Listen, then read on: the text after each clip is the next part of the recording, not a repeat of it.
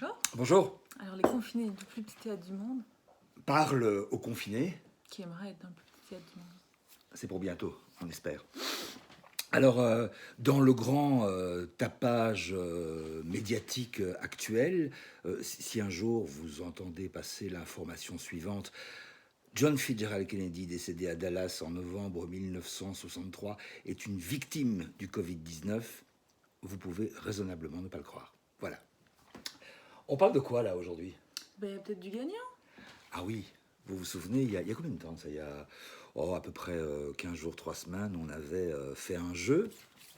On vous avait proposé un jeu, Let's Rock.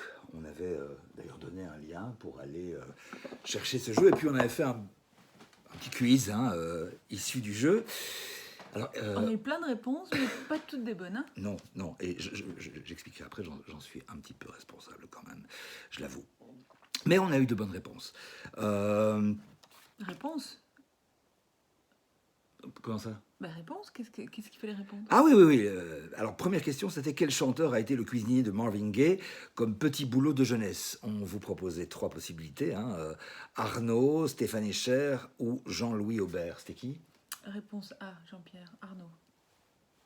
Là, il y a beaucoup de gens qui l'ont, je pense. Ouais, là, on a eu que des bonnes réponses. Ouais. Alors, il y avait une autre réponse, une autre question, pardon, qui était en 1976, Keith Moon, le batteur des Who, engage 9 chauffeurs de taxi pour bloquer les 2 côtés d'une rue de New York. Il voulait qu'il n'y ait aucune circulation devant son hôtel. Connaissez-vous la suite?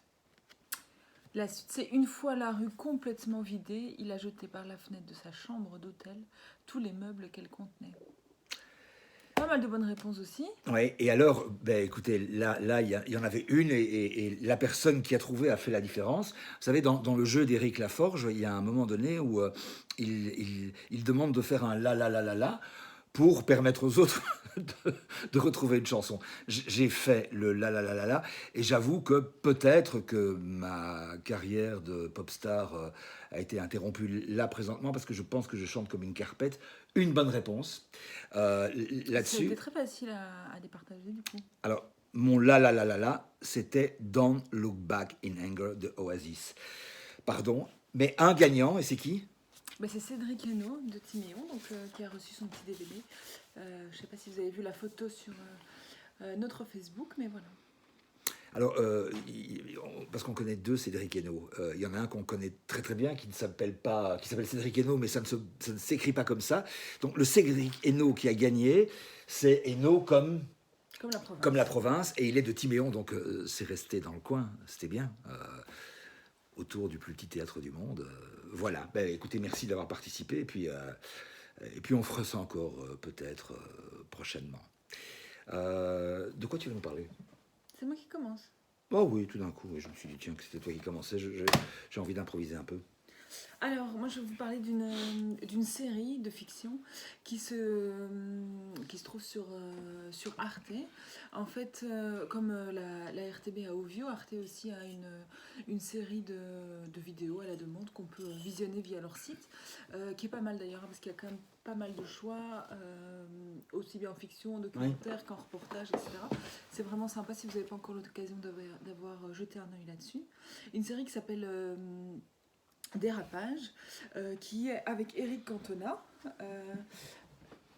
Alors, Eric Cantona, déjà, on peut se dire un nom. Oh, pourquoi? Ben, je sais pas, parce qu'on pourrait se dire un nom. Eh ben, C'est un a priori. ah non, bien sûr, c'est un D'accord. a priori. Son accent est un petit peu fatigant, parce qu'il y a 6 épisodes de 52 minutes. C'est un petit peu fatigant, mais c'est pas du tout lié au jeu comédien. Non, parce qu'il est plutôt bon quand on a habituellement, même dans les films qu'on a pu voir précédemment. Donc c'est l'accent qui, toi... C'est l'accent qui est... Voilà, on n'a pas l'habitude, je pense, d'avoir ce genre d'accent, donc c'est un petit peu... Il faut pas regarder les 6 épisodes d'un coup, quoi, je pense. Mais, voilà. En même temps, c'est un conseil consommation, c'est bien. Série française réalisée par Éric Neveu. Le pitch, c'est en gros, donc Éric Cantona est au chômage depuis très très très très très longtemps. Il est vraiment sur la dernière partie du chômage. Voilà, c'est-à-dire qu'après, il ne pourra plus toucher d'allocation. Donc, il est obligé de faire toutes sortes de petits boulots et ça l'use aussi bien physiquement que psychologiquement. Et financièrement, ça devient assez compliqué. Et il répond à une offre d'emploi pour le poste pour lequel il a, je veux dire, étudié. Donc il est directeur des ressources humaines.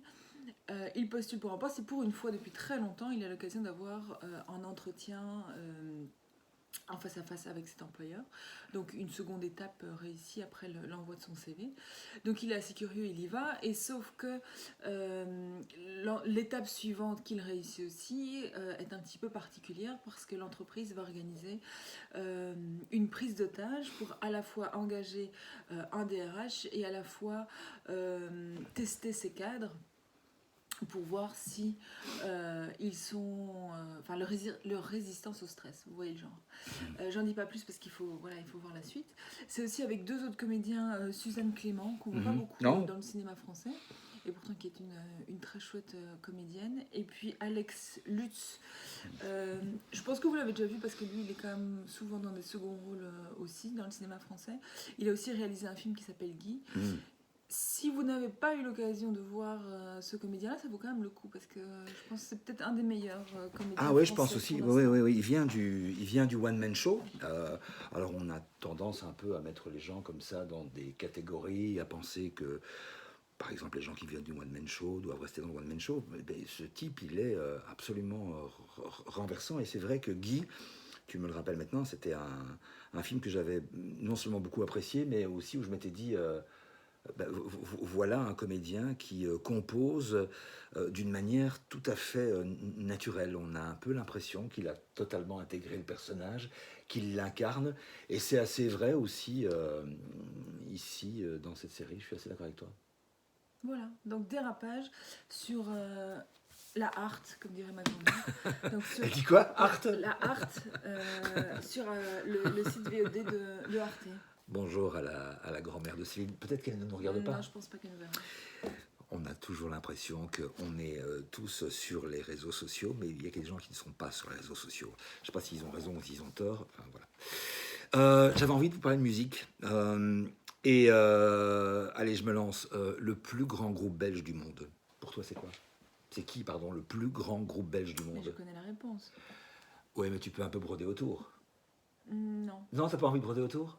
non, je t'ai pas eu plus loin. D'accord, ça va. Je me débrouille. Alors, c'est pas un groupe d'aujourd'hui. C'est un groupe que moi, je découvre dans les années 90, 90, et qui s'appelle Dead Man Ray. Alors, en gros, c'est un groupe belge de la région d'Anvers, mais c'est pas uniquement une situation géographique. La ville et la région d'Anvers dans les années 90, ça a donné des tas de musiciens et de groupes absolument, absolument fabuleux. On peut parler aussi de Deus avec Tom Barman. Dead Man Ray, c'est un collectif. Alors à la base de ce collectif, il y a Dan.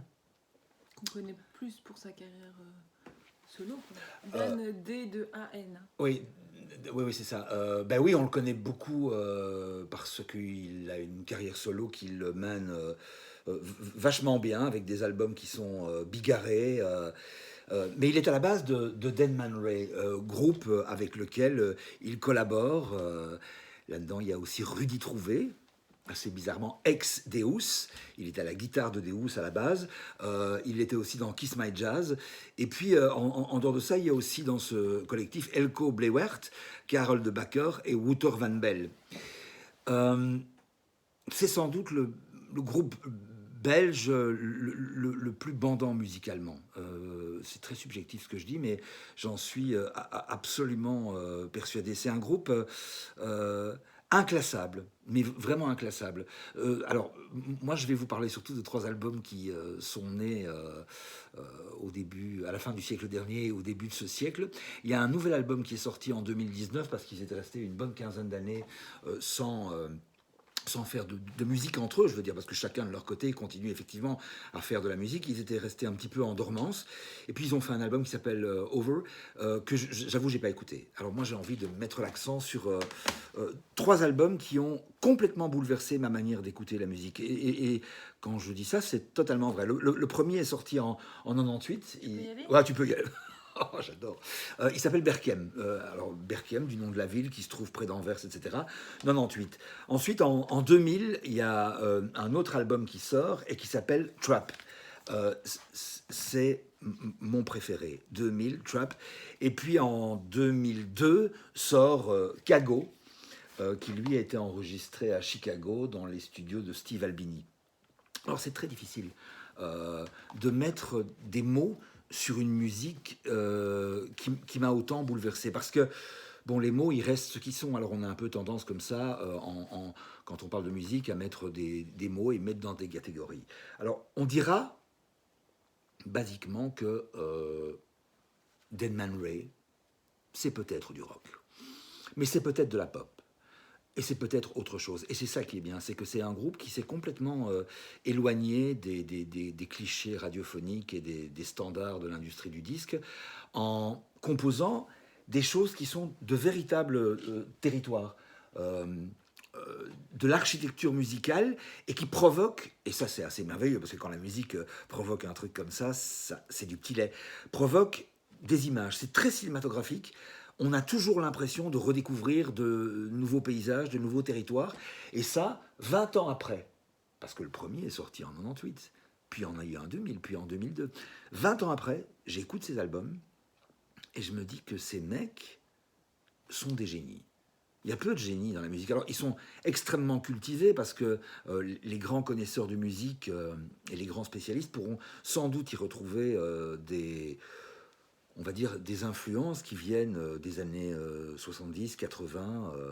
Mais en tout cas, c'est complètement désossé de tout et c'est de la grande musique. Est-ce que tu as écouté Dead Man Ray déjà? Bien sûr. Et qu'est-ce que tu en penses, toi? Bah, moi, j'ai pas tout écouté, je pense que je connais aussi que celui-là. Trap. Ouais. Et c'est un peu industriel sinon, avec des bruits d'usine, enfin des bruits. Ah, j'aime. C'est pas que des instruments, quoi. Ah ben c'est vrai qu'un industriel, il y a un truc qui est assez vrai là-dedans. Mais n'ayez pas peur, hein, parce que parfois on va dire industriel, qu'est-ce que ça veut dire? C'est comme Eric Cantona, vous pouvez y aller. Bah oui, parce qu'Eric Cantona, il est bien quand même. Et de la musique industrielle, c'est bien quand même. Bah oui, donc Dead Man Ray, les 3 albums. Mais j'ai pas envie de vous empêcher d'écouter le dernier en 2019. Il se fait que moi, je l'ai moins écouté, j'ai moins usé le disque et qu'il est un peu moins dans mes oreilles. Mais connaissant Dan, Rudy Trouvé et leurs copains, je peux vous dire que prenez tout, écoutez tout et faites-vous une nuit. On avait déjà proposé une nuit, Christophe. Et obligé la nuit, on peut pas faire ça la journée. Écoute-moi la musique, j'aime bien l'écouter. Enfin, Dead Man Ray principalement, parce que je peux écouter d'autres choses en journée, mais j'aime bien écouter ça le soir. La journée, c'est Michel Sardou.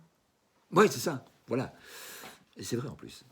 Donc vous voyez comme quoi la musique c'est très large. On peut aimer plein de choses. On se dit à bientôt, hein, c'est ça, oui, pour une prochaine petite fournée artistique. À bientôt. À bientôt.